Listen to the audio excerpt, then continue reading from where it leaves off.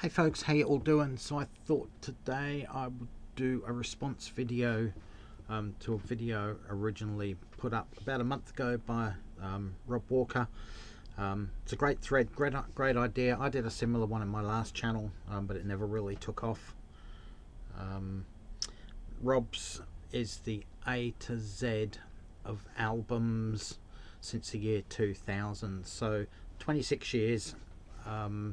And he wants an album title or an album shown with the title, or 26 of them with every letter of the alphabet as the title of the album, or starting the title of the album. I did a similar one on my last channel, but it was record labels, A to Z of record labels, and I actually found 26 record labels. I might go back and do that one again at some point. But yeah, it's an interesting thread by Rob. So the word "the" doesn't count, in my opinion, as the title of an album, because it doesn't count as title of band. You don't put the Beatles, the Rolling Stones under T when you're alphabeticizing them. Forget the word there. Anyway, whatever it is, you don't call them the Beatles. They are Beatles for B. That's the same with these albums here. I have 23 on vinyl I'm going to show. Two of them might be slightly suspect, because one was released in 1999 but didn't get released here in Australia until very early 2000, so I'm counting that because it wasn't released here until the year 2000. There's also another one that's been remixed, remastered with extra tracks on it, and has now got a different album title as per the original album that was released. So yeah, I'll get onto them when we get to those albums. Anyway, let's quickly get on with it. So my A is Abattoir Blues by Nick Cave and the Bad Seeds. Great album, one of his best albums, double vinyl. The actual album title is Abattoir Blues / Lyre of Orpheus, but this is the one we're obviously going for here, Abattoir Blues. Next up for B, one of the great Australian garage rock, alt rock bands of all time. We have the Hoodoo Gurus with their album Blue Cave. Oh sorry, Nick Cave one was released in 2004. This one was released in 2005, Blue Cave. The stupid thing about this album, it's called Blue Cave. You think the vinyl would be blue, right? But it's actually grey. It doesn't. I don't know, I just think that's weird. Why didn't they just have blue vinyl or black vinyl instead of grey? It just doesn't make sense. But anyway, that's B. C, we're going to go for the Hoodoo Gurus again. I've got a few of these in this list of multiple artists, just because I'm being lazy, basically. The latest album from Hoodoo Gurus, this was released in 2021, Chariots of the Gods. I think it was their 11th or 12th album. I got them all anyway. Certainly not their best album, but you can still tell it is the Hoodoo Gurus as a fan when you listen to it. Certainly not their best album. Their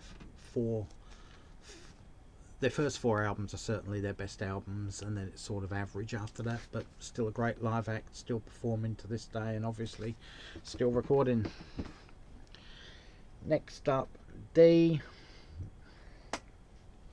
we'll go to Nick Cave and the Bad Seeds again. Dig Lazarus Dig from 2008. Probably their most commercial sounding album. I wouldn't say it sounds like Lou Reed, but there is a couple of tracks on here that have that Lou Reed vibe, namely the title track. But yeah, just a great album. Dig Lazarus Dig. Today's lesson, We Call Upon the Author, and More News from Nowhere. Probably the best tracks on this album, but great album.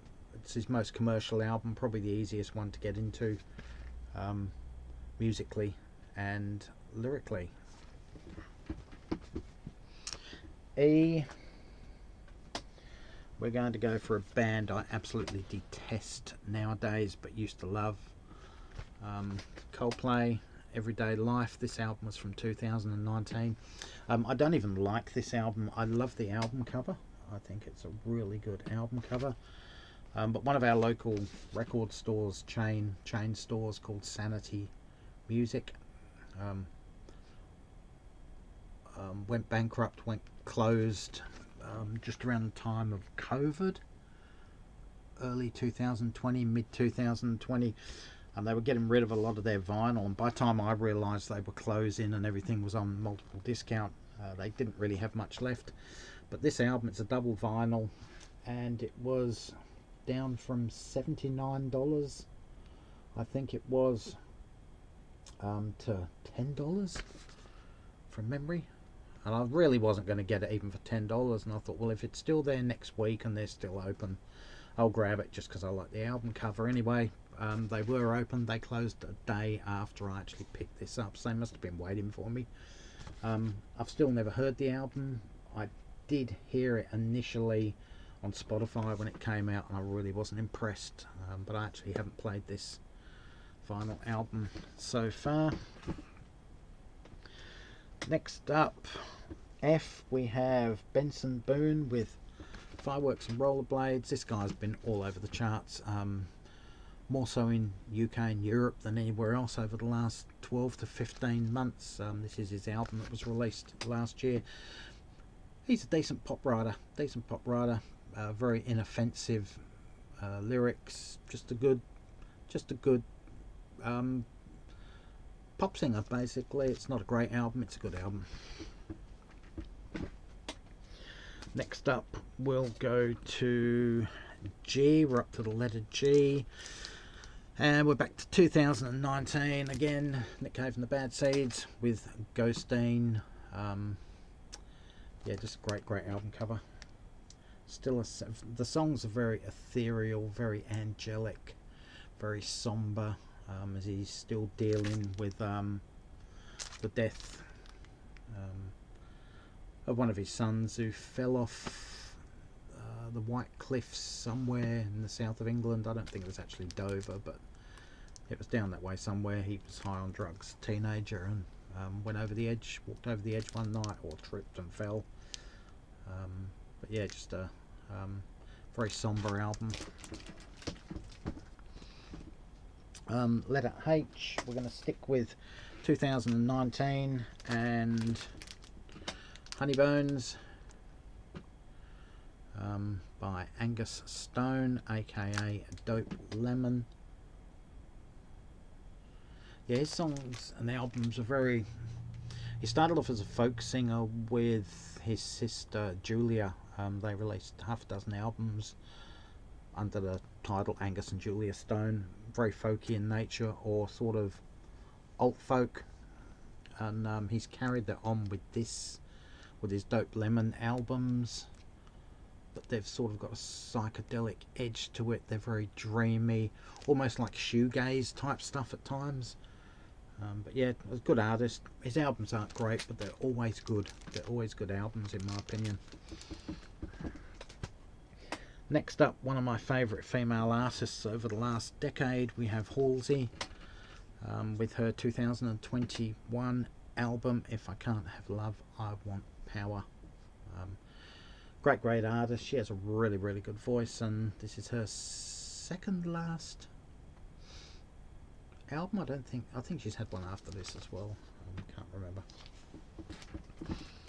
HI. Next up, J. We're up to one of my guilty pleasures, Justin Timberlake. I think he's a fabulous artist. He seems like a really nice guy as well. The album's Justified, and this one was from 2002.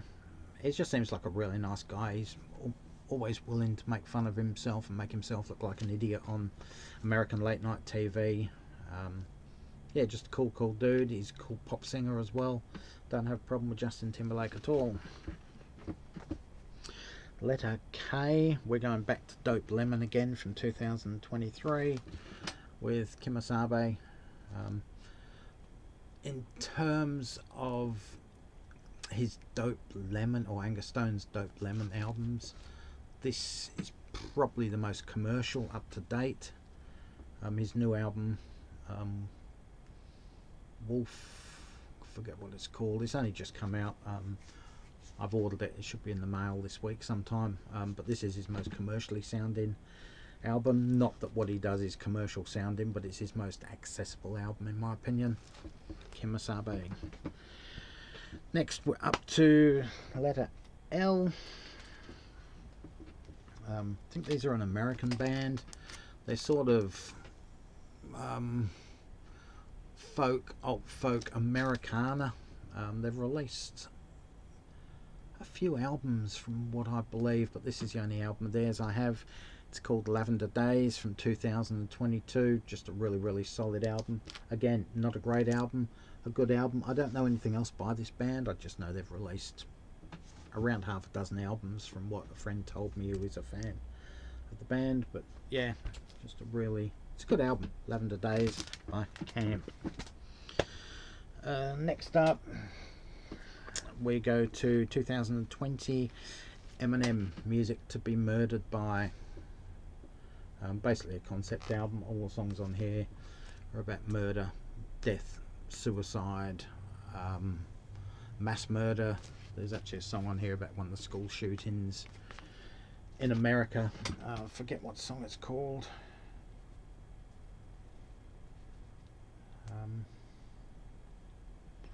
Dun, dun, dun, dun, dun, dun, dun. Yeah, I can't think which one it is at the moment. But it tells the story from a victim who survives, who's got shot, and also the killer himself. So it tells both sides of the story. It's not both opinions.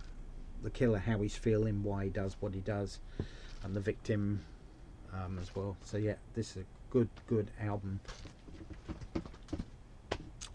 Letter N. We got Nick Cave and the Bad Seeds. Once again, No More Shall We Part. One of their best albums in my opinion. You can't go wrong with Nick Cave and the Bad Seeds. 15 Feet of Pure White Snow and God Is in the House. Two of the greatest songs ever written in my opinion. Both are on this double vinyl album. Well, it's actually a 3-sided album. I don't like 3-sided albums, but it's a waste of a side. What shall we part? Okay, we're up to O now, the first of the compact discs. I don't own this one on vinyl, and it's Okononos by My Morning Jacket, live album. I think it was a triple vinyl when it came out. I could be wrong. It's definitely a double CD, so it probably is a triple vinyl. This was released in 2005. Okay, letter P. Again, we're going back to Nick Cave and the Bad Seeds. As I said, I was pretty lazy picking these up. I just went for all the albums, going through A to Z, and Nick Cave's obviously a C, so he's near the beginning, so I just picked up a load of his to start with from the last 20 years. Push the Skyway. That's actually his wife there. Parades her around naked. At least he doesn't do it in public like Kanye West. I've never really got into this album. This was released in 2013. There's only a couple of Nick Cave albums I really can't get into, and this is one of them. Even after over a decade, I don't get it. I just don't get the album for some reason. Next up, we're going to go to the controversial album. This album was originally released in 72, I think it was, maybe 1973. It's been remastered, remixed by Brian May. Released last year, or re-released last year, with a different title. Its original title was Queen. It is now Queen 1. It contains a different track lineup than the original album, because there's an additional song on it. So on side 1, the original album, Keep Yourself Alive, Doing All Right, Great King Rat, and My Fairy King. This new remaster remix contains a track between Great King Rat and My Fairy King called Mad the Swine. Apparently Queen wanted this track on the original album, but the record label supposedly vetoed it and refused to put it on there. I haven't actually heard this vinyl copy yet. I don't know if the remix improves on the original sound of the album or not. I've listened to Mad the Swine. I'm not overly keen on it, but I need to listen to the album to see if it does fit in with the rest of the album. So yeah, I'm going for this controversial one, Queen 1, for my Q album. Next up, PQR. We're going back to Dope Lemon 2021 with Rose Pink Cadillac. It's got that shoegaze, soft psychedelia, sort of folky, acousticy overtones that you would expect with Dope Lemon. You're either going to like Angus Stone or you're not. There's no in between with Angus Stone. You either like him or you don't. I don't know anyone that loves Angus Stone, but as I said, all his albums are good. They're not great, they're just good albums, and I think that's the way you got to treat him. You either like him or you don't. S, we're going to stick with Angus Stone again. Smooth Big Cat, Dope Lemon. This one was released in 2019. Ditto with the same comments as per the last album. T, we're going to Foster the People from 2010 with Torches. This is the Pumped Up Kicks album. I actually won this album along with the 12-inch single of Pumped Up Kicks and a t-shirt of Foster the People and a voucher to spend at wherever it was back in the day. So the ARIA charts, the Australian Record Industry Association charts, started a competition a couple of weeks before I entered it, and what you had to do, you had to name what order you thought the top 10 singles or songs were going to be in the ARIA charts for the following week, and I tipped all 10 successfully in a row, 1, 2, 3, 4, 5, 6, 7, 8, 9, 10, and ended up winning this. I got an email saying I'd won, and I didn't know whether it was scam or not, or spam, so I ended up ringing up the ARIA people over in Melbourne or Sydney and actually said, hey, blah blah blah, what's the situation? They said, yeah, you have actually won. You'll receive all this in the mail in the next 10 to 14 days. And sure enough, it came. Not overly impressed with the album. I got their album after this as well. Not very good, but Pumped Up Kicks is one hell of a song, and I would never have owned it if I didn't win this album. Next up, letter U. We go to 2003, Paul Weller, Under the Influence. There's a lot of these Under the Influence albums made in the UK, and they get artists, in this case it's Paul Weller, to compile a compilation of songs or artists that influenced them as they were growing up. So it's not even really a Paul Weller album, it's a various artists album, but it's the Paul Weller Under the Influence album. It says it on the bottom there, collection of musical influences and inspirations. So there you go. It's actually quite a good album. There's some decent songs on here by tracks or artists I didn't know, and also songs by artists I didn't know. Next up, we go to the album that I was talking about at the beginning, that was released in late 1999 but wasn't released here in Australia until 2000, so technically it counts. And we go to Prince with, as I said, the doesn't count, so it's Vault, the Vault. As you can see, Vault's in capital letters on there. Old Friends for Sale. So this album was actually released in 1990, or recorded in 1995-96, the same time as my favourite Prince album, Chaos and Disorder. Both albums were presented to the record label for release. The record label preferred Chaos and Disorder, which is absolutely brilliant. If you've never heard it, go and stream Chaos and Disorder by Prince.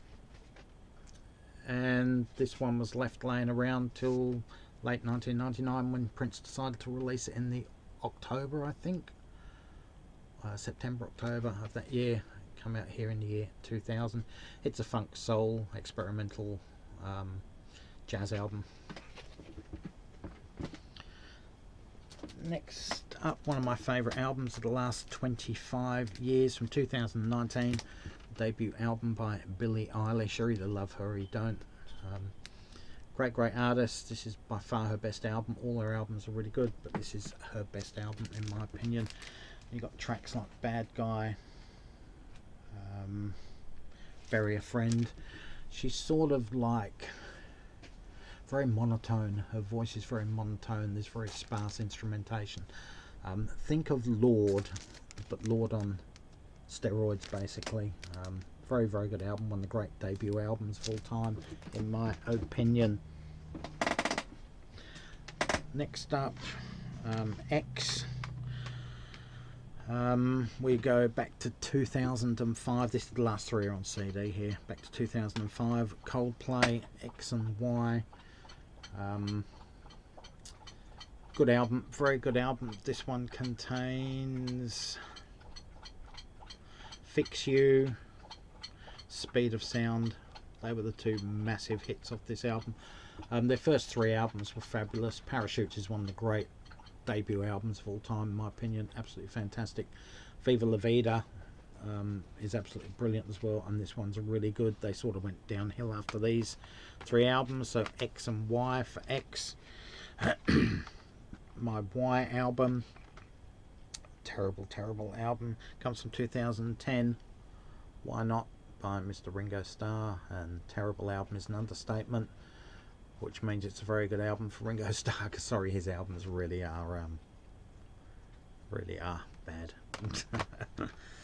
And finally, Z or Z, we go to 2005 for one of my great favourite rock bands, alt rock bands of the last 25 years, and we go back to My Morning Jacket with Z.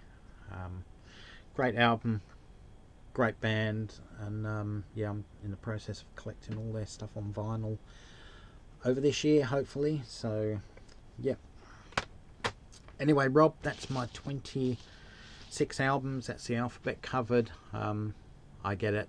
Queen 1 might be a little bit pushing the boundaries a bit, but it's technically it's an album on Spotify. You can type in Queen or Queen 1, and you get what it is. It does have a bonus track, as I said, and the Prince album, as I said, was released in 2000 in Australia, not 1999, so that definitely counts.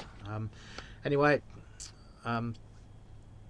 thanks for thinking up this idea for this video, Rob. Great idea. Had me thinking for 2 or 3 weeks what I could put in it, trying to find albums, trying to find CDs, etc., to do the A to Z of the last 26 years, 2000 to 2025. Anyway, guys, thanks for watching. Sorry for boring you for the last 24 minutes. Stay safe, take care. All for now. Catch you around, and bye, folks.